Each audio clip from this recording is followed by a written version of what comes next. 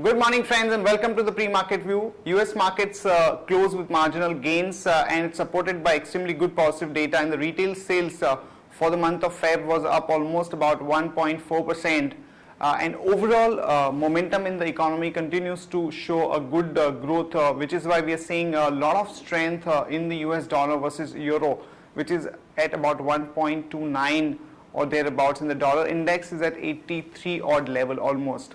And European markets are not showing the similar kind of optimism, as it has its own set of problems, like Italian auctions, the response to that was weak. Also the Eurozone manufacturing data that came out were also weak, and for the fourth consecutive month there was some kind of a contraction of about 0.4 points. So on the back of that there was some weakness in most of the European markets except of DAX, which was slightly up.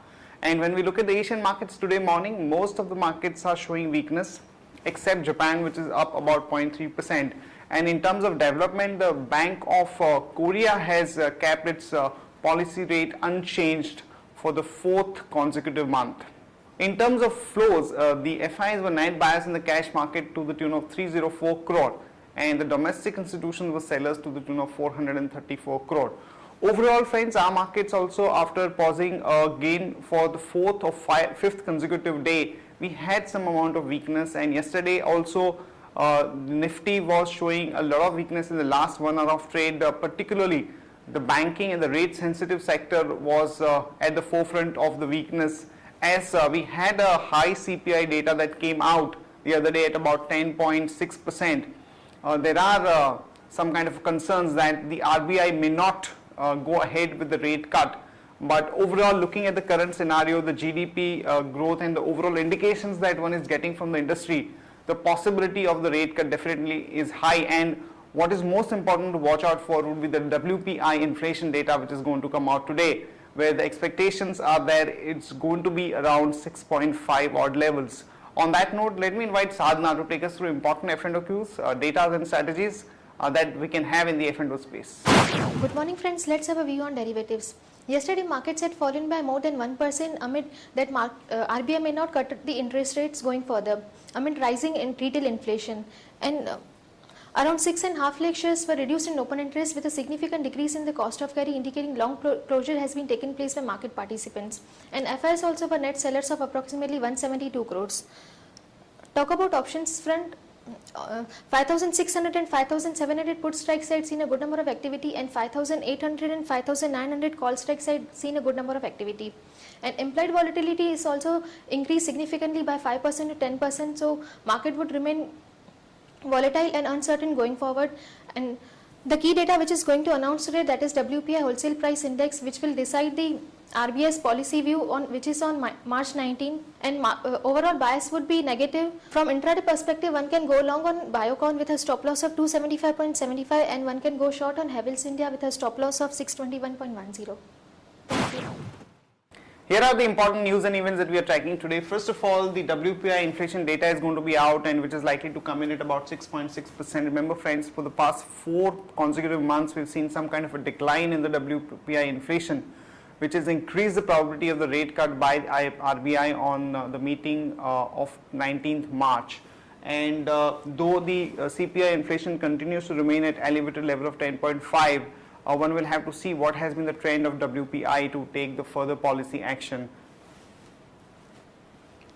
In case of auto industry, car makers are looking at increasing the prices from April 1st to offset the cost of onboard diagnostics or OBD as they call it, which would result into a cost increase of about 1 to 2%, and which is what they are trying to pass it on to the consumers. Even Hyundai has indicated that they are looking at doing some kind of a price hike. This is in the backdrop of the weak auto sales number that we have seen for the month of Feb, and even March has not been too great for most of the auto companies. So there has been some kind of a contrast on the kind of price hike that is being talked about.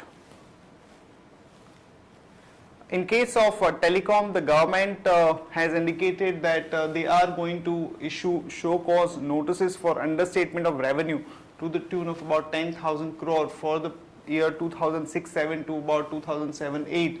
And Minister of State for Communication and IT Milind Devra has given these details in the Lok Sabha, which could be a bit of a negative for some of the telecom companies like Reliance Communication, Tata Teleservices, Bharti, Vodafone, so on and so forth. The overall amount is not too big, but the kind of setback that they can get on the sentimental front could have some impact on the prices.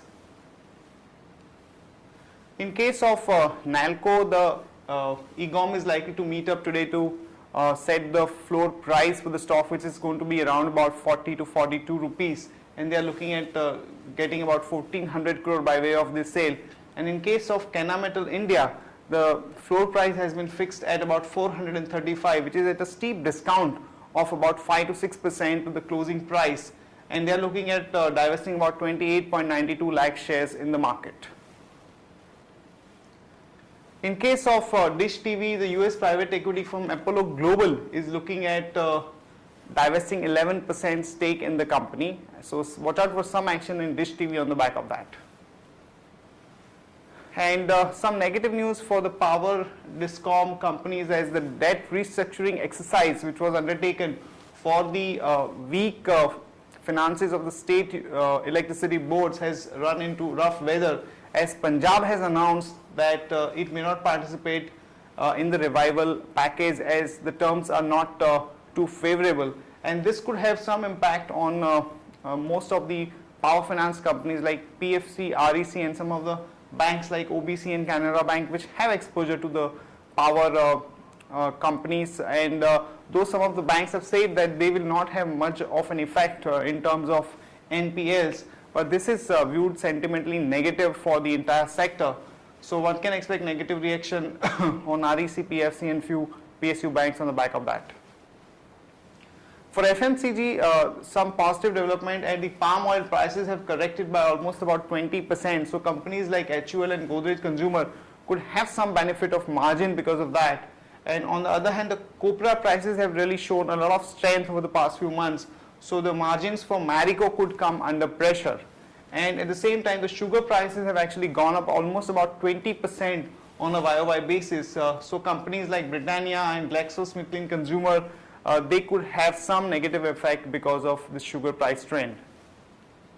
That's it from all of us, friends. Have a nice trading session and see you tomorrow at the same time.